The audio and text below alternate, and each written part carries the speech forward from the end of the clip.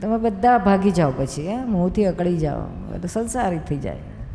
એટલે અમે વિતરાગ રહીએ. પ્રેમ પછી વિતરાગતા હોય ને ત્યાં પછી પ્રેમ હોય. શું પ્રેમ સ્વરૂપ થવાય. એટલે જેને આપણા પર મોહ હોય આપણે એના પર પ્રેમ હોવો જોઈએ. આપણે મોહ ના થવો જોઈએ કે એના મોહને આપણે રિએક્શન પણ ના હોવું જોઈએ. શું સુરેશ નિર્મા જય સચ્ચિદાનંદ. ધીરુ, હા બોલો. આપણી નજીકની કોઈ ફાઇલ હોય કે જે ફાઇલને આ જ્ઞાન વિશે કંઈ ખ્યાલ ન હોય અને વૈષ્ણવ ધર્મ અમે પાડીએ છીએ એટલે પાડતા હતા. ધીરુને તો હવે કોઈ ધર્મનું એ પ્રમાણેનું નથી, પણ એ વૈષ્ણવ ધર્મ પાડે છે એટલે દાદા ભગવાનની અમુક ચોપડીઓ એને મોકલાવી અને પેલા નમો વિતરાગાય આપણા જે ત્રિમંત્ર છે એ ત્રિમંત્ર વાંચે એટલે એના મગજમાં પહેલાં તો પૂર્વગ્રહ થાય કે ભાઈ આ તો જૈન ધર્મનું છે. હવે એના આપણે મનમાં ને મનમાં જો અગર પ્રતિક્રમણ કરીએ તો દાદા ભગવાનને આપણે કઈ રીતે પ્રતિક્રમણ કરવા કે જેથી એ દાદા ભગવાનનું જ્ઞાન લેવા માટે આકર્ષાય, એ જરાક માર્ગ બતાવશો તો. પ્રતિક્રમણ નહીં પણ એના શુદ્ધાત્માને દાદા ભગવાનને પ્રાર્થના કરો કે એને આ માર્ગે વાળો, મોક્ષના માર્ગે વાળો, અક્રમ માર્ગને પામો. એવી ભાવના કરવાની છે સર, પછી બીજું કશું નથી કરવાનું. અંદર મનમાં ભાવના કરો. પછી કોઈ વાર ભેગા થાય અને વાતચીત થાય તો સમજાવવાનું કે આ તો નિષ્પક્ષપાતી છે, કોઈ એકની વાત નથી. બધું ઓમ નમો ભગવતે વાસુદેવાય છે ને ઓમ નમઃ શિવાય છે. શું એટલે પક્ષાપક્ષીમાંથી બહાર નીકળવાની વાત છે. પછી જો પક્ષમાં જ બેસી રહેવા માંગતા હોય ને એ સિવાય આગળ મારે કશું જ નથી જોઈતું તો એના માટે કોઈ ઉપાય નથી. પણ જે સહેજ પણ ઓપન માઇન્ડ હોય કે ના મારે તો કૃષ્ણ ભગવાને શું કહ્યું છે તે મારે જોવું છે, મારે આ વૈષ્ણવ ધર્મ કે શિવ ધર્મ કે સનાતન ધર્મ કે જૈન ધર્મ કોઈ કહ્યું છે તે મારે નથી જોઈતું. મારે તો મૂળ પુરુષે શું પ્રાપ્ત કર્યું છે, શું પમાડ્યું હશે, કૃષ્ણ ભગવાન, રામ ભગવાન, મહાવીર ભગવાન, શિવ ભગવાન, આ બધાએ શું અચીવ કર્યું છે તે મારે સમજવું છે, એ મારે પામવું છે. એવું જેને ઓપનનેસ આવે ને વાત કરતાં તો સમજવાનું કે આ ખપી છે. પણ નિરૂમાં આપણે એના શુદ્ધાત્માને ટેલિફોન કર્યા કરીએ અને દાદા ભગવાનને પ્રાર્થના કરીએ કે દાદા ભગવાન એને મોક્ષના માર્ગ તરફ વાળવા માટે આકર્ષો, તો એના માટે આપણે અથાગ જો પ્રયત્ન કરીએ તો સફળતા મળે કે નહીં? કારણ કે ધીરુનું મન એમ કહે છે કે જો બહુ જ પ્રયત્ન કરશું તો સફળતા જરૂર મળશે. તો આ બાબતમાં જરા આપની સહમતિ માટે. પ્રયત્ન નહીં, ભાવના કરવાની છે. અથાગ નહીં, થાક.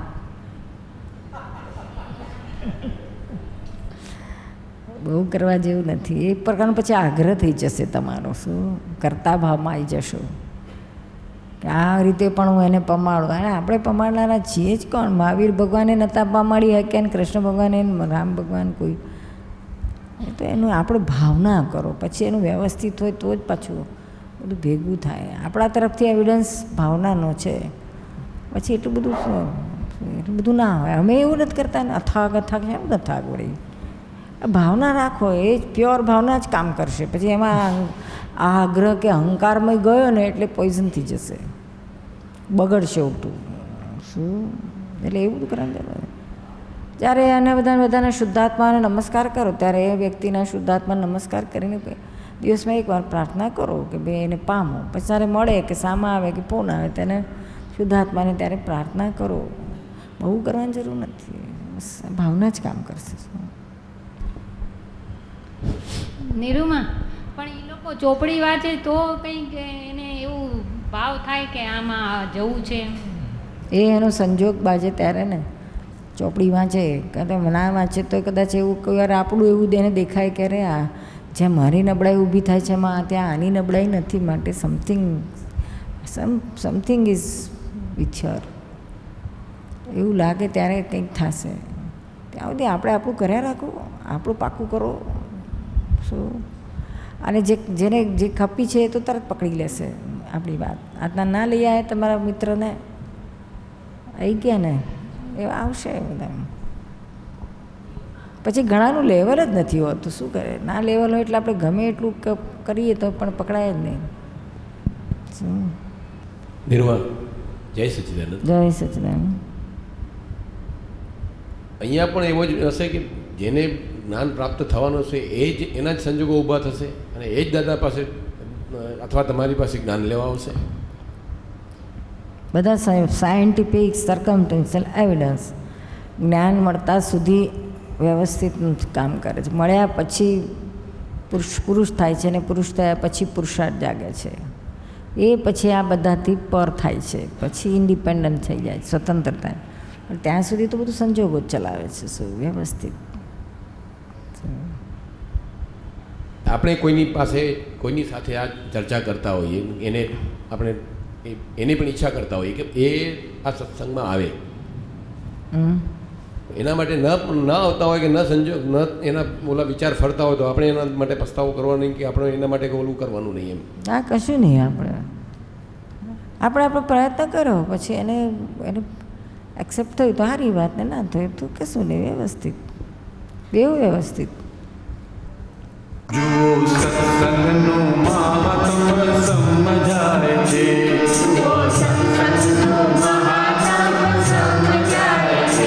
ધર્મ થઈને જીવતા પરિણમાય છે.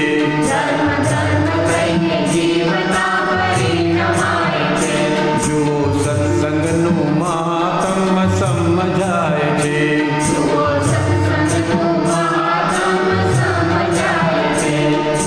કોઈની એ અથડામણમાં આવશો ના કદીએ,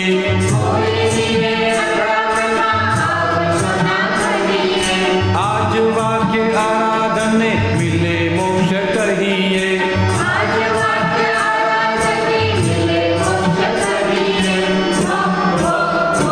જ્યારે સત્યનો એ આગ્રહ છૂટી જાય છે,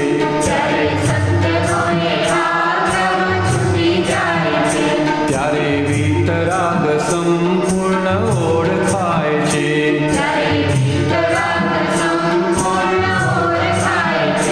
જો સત્સંગનું મહાત્મ સમજાય છે,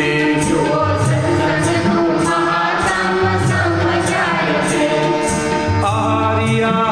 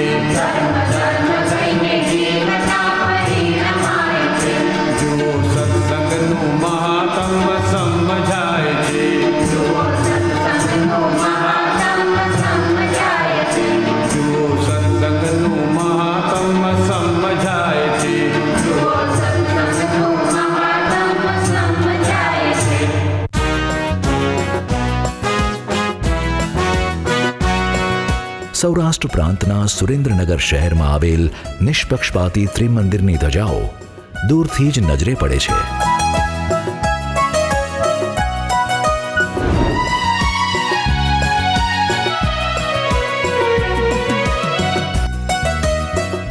અહીં આબાલ વૃદ્ધ સૌ કોઈ માટે જરૂરી એવી બધી જ સુવિધાઓ સભર આ ત્રિમંદિરમાં દર્શનાર્થીઓ દર્શન કરી એક પાવન પર્યટક સ્થળની મુલાકાત લીધાનો આનંદ માણે છે.